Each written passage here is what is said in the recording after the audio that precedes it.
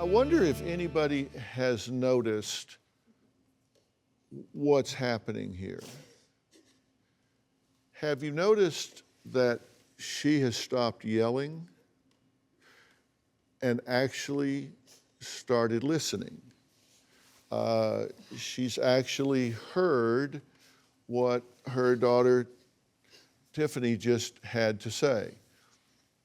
I spoke to Derek about the loss he suffered in 2010, and I didn't let anybody else speak or talk or crosstalk. And they actually listened to what he had to say. And I do think you felt heard, correct? I know you felt heard by me, but I think you also felt that they actually heard you. And it's possible, long suffering is not earning. Long suffering is not working through things. You said, I've been with this woman for 36 years. I do commend you for that. But long suffering is not problem solving. That's just long suffering. You can do the wrong thing for 36 years and it doesn't equal the right thing for one day.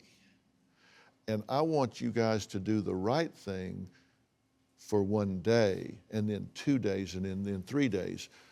I do not want you or you to expose yourselves mentally, emotionally, or physically to abuse, insensitivity, or pain from either your mother or your father. What I do want you to do is prepare yourself with an open heart to the point that you heal yourselves, and you've got each other, and that's a good thing. And to the extent that repairs can be made where you can take this a step at a time, that you're willing to do that. And if you never have a fully functioning mother-daughter relationship, a fully functioning mother-son relationship, father-daughter, father-son relationship, if that never happens, then I want you to have the peace of saying, I did everything I could to heal this relationship, and if they chose to keep their head in the sand, if they chose to live in denial, if they chose to pretend that reality didn't happen, that's on them. Okay. But I did what I could. And if they choose not to, then they choose not to. And I'm not asking you to make yourself vulnerable or put yourself out there to get tromped on again. And your mother has suffered from mental illness over the years, and it's caused her to have erratic behavior.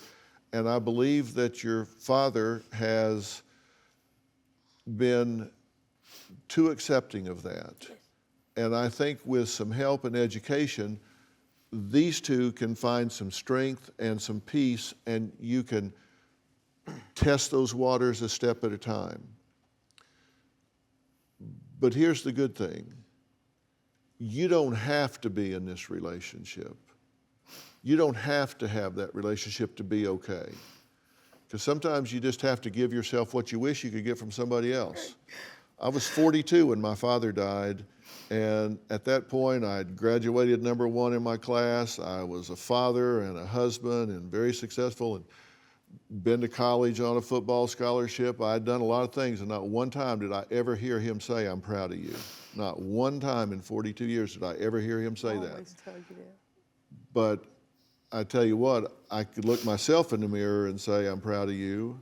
And I married a woman that could look at me and say, I'm proud of you. You feel that in different ways. And maybe they'll bring that, maybe they won't. Don't touch me, please. No, just hang on. Let me talk. Let me talk. Do you have a story or a question for me? Click the link in the description and tell me what in the world is going on.